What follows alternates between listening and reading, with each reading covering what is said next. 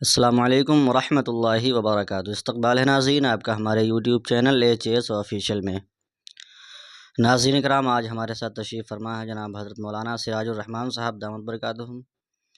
آج میں حضرت سے کچھ نصیحتیں حاصل کرنے کے لیے حاضر ہوا ہوں، انشاءاللہ آپ کا بھی فائدہ ہوگا۔ تو حضرت سے میں سب سے پہلا یہی سوال کروں گا کہ حالات حاضرہ میں مسلمانوں کو کیا کرنا چاہیے؟ وعلیکم السلام ورحمۃ اللہ وبرکاتہ۔ موجودہ حالات میں مسلمانوں کا کردار کیا ہونا چاہیے، اس حوالے سے یہ کہا جا سکتا ہے کہ موجودہ وقت میں جتنی شدت کے ساتھ پوری دنیا اسلام کی طرف دیکھ رہی ہے تو اس سے پہلے ایسا نہیں تھا۔ اس لیے ہم لوگوں کو چاہیے کہ اپنے اعمال کے ذریعے سے، اپنے کردار کے ذریعے سے، اپنے اخلاق کے ذریعے سے ہم لوگوں میں وہ تصویر پیش کریں کہ جس سے خود ہی اسلام کا نمونہ اور اسلام کا پیغام کیا ہے عملی طور پر ان کے سامنے آ جائے۔ مولانا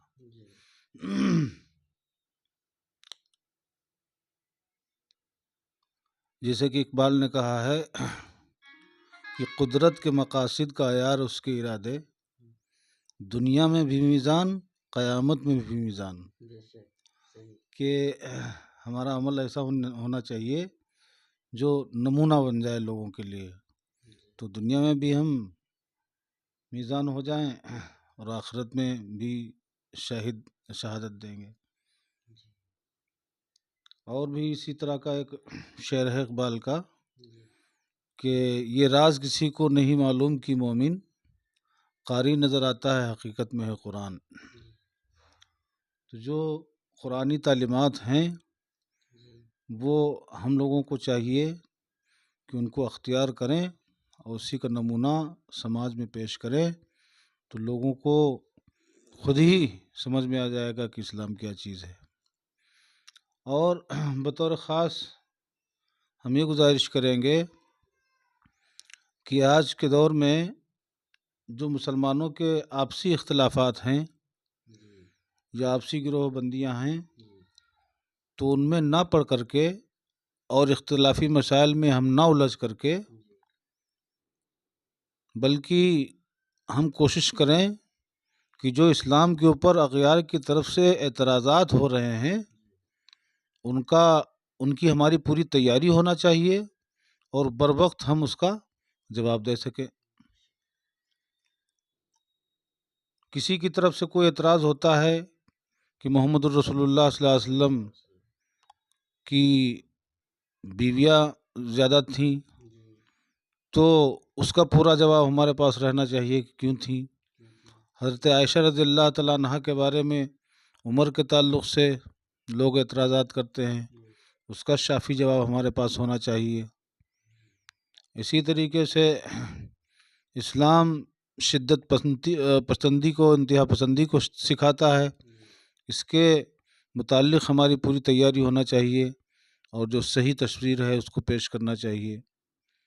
اسی طرح سے بے شمار چیزیں ہیں کہ ان کے جوابات مدلل اور شافی ہم کو تلاش کرنا چاہیے اور لوگوں کو دیتے رہنا چاہیے۔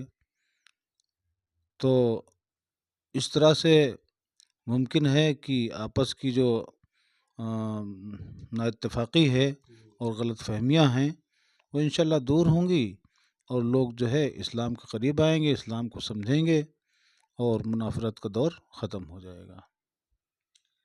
اب اپنے جو ہے مذہب اسلام میں مسلمانوں میں بہت سارے مذاہب ہیں اور بہت ساروں کا اپنا اپنا نظریہ ہے، کئی مسلک ہیں، تو اس میں کچھ لوگ ہیں تو آپس میں بہت ہی زیادہ شدت اختیار کرتے ہیں، تو ان کے لیے آپ کیا کہیں گے؟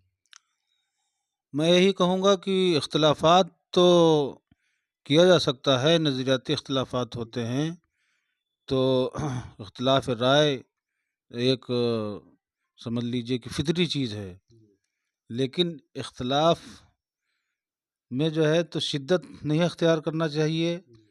اگر ہم کو کسی سے اختلاف ہے تو نہایت سنجیدگی کے ساتھ اور نہایت ادب کے ساتھ اپنے اختلاف کو بیان کر لینا چاہیے. اور ہمارے اندر ہمارا اتنا ظرف بھی ہونا چاہیے کہ اگر ہمارے اوپر کوئی اعتراض کرتا ہے تو اس اعتراض کو، اس تنقید کو سننے کی بھی صلاحیت ہونا چاہیے. اور اگر ہم کو کوئی اعتراض ہے تو نہایت سنجیدگی کے ساتھ ہم اس کو بیان کر دیں کہ ہم آپ کی اس رائے سے اختلاف رکھتے ہیں. شدت اختیار نہ کریں. جتنے بھی مسلمانوں کے اندر اختلافات ہیں تو اختلاف ہو سکتے ہیں، اختلاف پہ بات کی جا سکتی ہے، اختلاف پہ بحث کی جا سکتی ہے، لیکن ایک دوسرے کی تنقید کو سننے کی ہمارے اندر صلاحیت ہونا چاہیے اور نہایت سنجیدگی کے ساتھ جواب دینا چاہیے. ابھی حال ہی دنوں میں جو یہ تبلیغی جماعت کے تعلق سے بنگلہ دیش میں جو یہ معاملہ چھڑا ہوا ہے، تو اس کے تعلق سے آپ کا کیا نظریہ ہے؟ ابھی اسی نوعیت کی ایک چیز ہے کہ تبلیغی جماعت میں ایک شورا کا نظام ہے اور ایک جو ہے امارت کا ہے. تو اگر کوئی اختلاف ہو گیا ان کے اکابر کے درمیان تو اس کو بیٹھ کر کے سمجھ لینا چاہیے. اور اگر کسی کی غلطی کسی کے سامنے ہے تو اس کو دلائل کے ساتھ واضح کر دینا چاہیے. اب میرے خیال میں تو کوئی بھی ایسا نہیں ہوگا تبلیغی جماعت سے تعلق رکھنے والا نہایت ہی سنجیدہ اور جو ہے تو بہت ہی بے لوثی کے ساتھ خدمت کرنے والے دین کی، جب ان کے سامنے قرآن سنت سے اور براہین قاطعہ سے کسی چیز کو ثابت کر دیا جائے کہ شورا زیادہ مستحکم نظام ہے یا امارت کا نظام زیادہ مستحکم ہے، تو وہ اکابر ہی تک رہنا چاہیے، نیچے نہیں جانا چاہیے تھا. اور اگر نیچے بات چلی بھی گئی ہے تو جو اس کے کارکن ہیں ان کو بھی عالی ظرفی کا ثبوت دینا چاہیے، ایک دوسرے کو برداشت کرنا چاہیے. دونوں ہی لوگ دین کا کام کر رہے ہیں اور اپنا تو نظریہ ہے کہ بھئی ہم تو سبھی سے محبت کرتے ہیں اور اچھا کام سمجھتے ہیں، اس لیے جہاں تک ہو گیا تو آئندہ ارادہ کر لینا چاہیے کہ ہم کو ایسے حالات نہیں پیدا کرنا ہے اور اس طرح کا ماحول نہیں کریٹ کرنا ہے، اور اس سے اعتراض کیا جائے، اس سے بچا جائے تاکہ ہم سے زیادہ دنیا استفادہ کرے اور ہم لوگوں کو فائدہ پہنچانے والے بن جائیں. بہت بہت شکریہ.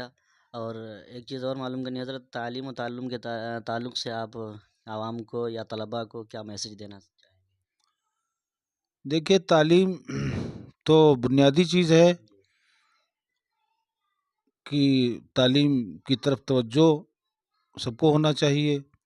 اور جو دو تعلیمیں ہیں، ایک دین کی تعلیم ہے، ایک مادی تعلیم ہے، تو مادی علوم بھی حاصل کرنا چاہیے اور دین کی تعلیم بھی بہت زیادہ ضروری ہے. دونوں تعلیموں کا نظم ہونا چاہیے اور تعلیم کے زیور سے جب ہم آراستہ و پیراستہ ہوں گے تبھی جو ہے ہم آگے بڑھ سکتے ہیں. حدیث شریف میں ہے کہ العلم وسیلۃ لکل فضیلہ، کہ علم جو ہے وہ ذریعہ ہے ہر فضیلت کو حاصل کرنے کے لیے.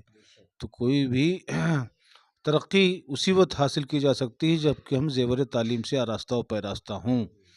تو اس میں تو نہایت زور دے کر کے اپنی قوم کو بلکہ سارے لوگوں کو آمادہ کرنا ہے کہ تعلیم کے میدان میں آگے بڑھیں. لیکن دیکھنے میں تو یہ آ رہا ہے گاؤں دیہات وغیرہ سے طلباء کی تعداد کم پڑتی جا رہی ہے. اب جو موجودہ زمانہ ہے جس میں مدارس کی طرف آپ بتا رہے ہیں کہ تعداد کم پڑ رہی ہے، مدارس کی طرف تعداد کم پڑ رہی ہے. ہاں تو مدارس کے نظام کو اپڈیٹ کر لیا جائے زمانے کے حساب سے تو انشاءاللہ کمی نہیں ہوگی.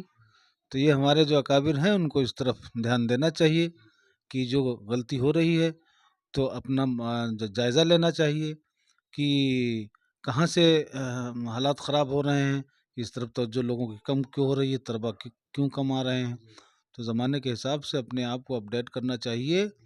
وہی چیز چلے گی جو چیز جو ہے زمانے کے ساتھ ساتھ چلتی ہے. جس وقت کی ضرورت یہ مدارس کو قائم کرنا، جس وقت قائم کیے گئے تھے اس وقت ضرورت دوسری تھی اور ابھی اس کے اندر کچھ ترامیم ہوئی ہیں اور کچھ جدید تقاضے آ گئے ہیں، لہذا ان جدید تقاضوں کے کو مد نظر رکھتے ہوئے جب ہم اپنے آپ کو چلیں گے تو انشاءاللہ وہ کمی دور ہو جائے گی اور اسی طرف بھرپور توجہ کریں گے طلبہ۔ بہت بہت شکریہ، ماشاءاللہ بہت ہی قیمتی باتیں آپ نے بتائیں، انشاءاللہ عمل کرنے کی کوشش کی جائے گی۔ اور میں ناظرین سے گزارش کروں گا کہ آپ ویڈیو کو مکمل سنیں اور اپنے دوستوں کو بھی شیئر کریں تاکہ زیادہ سے زیادہ لوگ استفادہ کر سکیں۔ بہت بہت شکریہ، خدا حافظ۔